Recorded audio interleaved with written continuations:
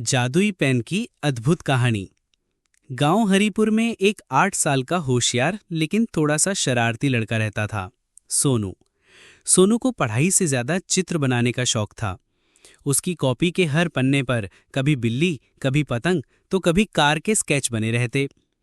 एक दिन स्कूल से लौटते समय सोनू को रास्ते में एक अजीब सी दुकान दिखी, जादुई चीजों का बाजार। गांव में ऐसी कोई दुकान उसने पहले कभी नहीं देखी थी। उत्सुकता में वो अंदर चला गया। दुकान के कोने में एक बूढ़े अंकल बैठे थे, लंबी सफेद दाढ़ी, गोल चश्मा और आंखों में चमक। क्या चाहिए बेटा? उन्होंने पूछा। सोनू ने कहा, कुछ ऐसा जिससे मेरा ड्राइंग का सपना सच हो जाए। बूढ़े अंकल मुस्कुराए और काउंटर के नीचे से एक नीला पेन निकाला।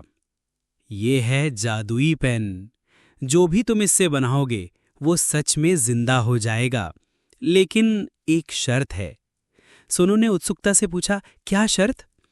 अंकल बोले, इस पेन का इस्तेमाल केवल अच्छे कामों के लिए करना, वरना इसका जादू उल्टा भी पड़ सकता है। सोनू ने बिना ज्यादा सोचे पेन ले लिया और घर भाग आया। घर आकर सोनू ने सोचा, चलो टेस्ट करते हैं। उसने कागज पर एक बड़ी सी लाल सेब की तस्वीर बनाई। पेन का आखिरी स्ट्रोक पूरा होते ही कागज से सेब उछलकर उसकी मेज पर आ गिरा। सोनू की आंखें चमक उठी। वाह, ये तो कमाल है। अगले ही पल उसने एक आइसक्रीम बनाई और सच में आइसक्रीम उसके हाथ में आ गई। अगले दिन स्कूल में सोनू पेन लेकर पहुंचा। क्लास में चुपके से उसने ब्लैक बोर्ड पर एक मेंढक का चित्र बनाया और सच में मेंढक कूदता हुआ टीचर की मेज पर आ गया। पूरा क्लास हंसी से लोटपोट हो गया, लेकिन टीचर गुस्से में बोली, ये किसने किया? सोनू ने मासूम सा चेहरा बनाकर कहा, मैडम पता नहीं। धीरे धीरे सोनू की शरारतें बढ़ने लगीं।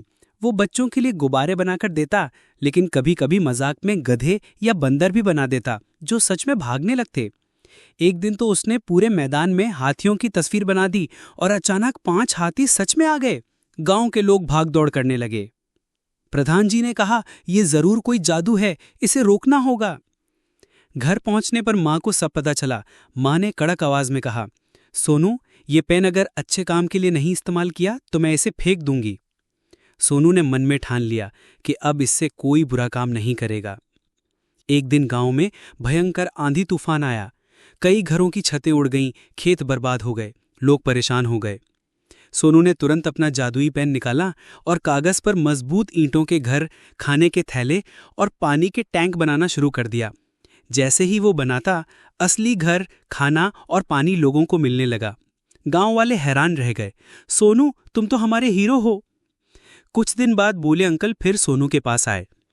बेटा, तुमने पेन का सही इस्तेमाल किया, इसीलिए ये पेन अब हमेशा तुम्हारे पास रहेगा।